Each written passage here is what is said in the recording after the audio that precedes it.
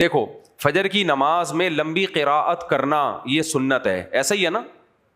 کبھی کسی امام کو آپ نے دیکھا کہ وہ فجر کی نماز میں پہلی رکعت میں انا اعطیناک الکوثر پڑھے اور دوسری رکعت میں قل واللہ احد پڑھے؟ کبھی دیکھا پوری دنیا میں کہیں؟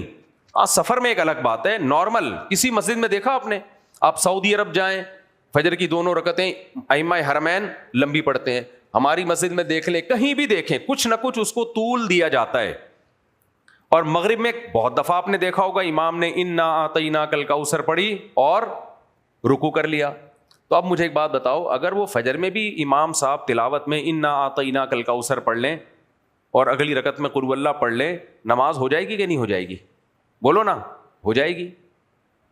کوئی گناہ کیا اس نے؟ بھائی فرائض واجبات پورے کر لیے، لیکن ایسے امام کو چھوڑا نہیں جائے گا، انہیں کہا جائے گا بھی پراپر طریقے سے فجر کی نماز پڑھائیں۔ پراپر طریقہ یہی ہے کہ یہ انا اعطینا یا قل واللہ یہ مغرب کے لیے ٹھیک ہے، فجر میں قرات کو طول دیں، کیونکہ نبی صلی اللہ علیہ وسلم نے فجر میں ہمیشہ لمبی قرات کی ہے، حتیٰ کہ سیدہ عائشہ کہتی ہیں کہ فجر کی 2 رکعتیں ہیں ہی اس لیے تاکہ اس میں تلاوت زیادہ ہو۔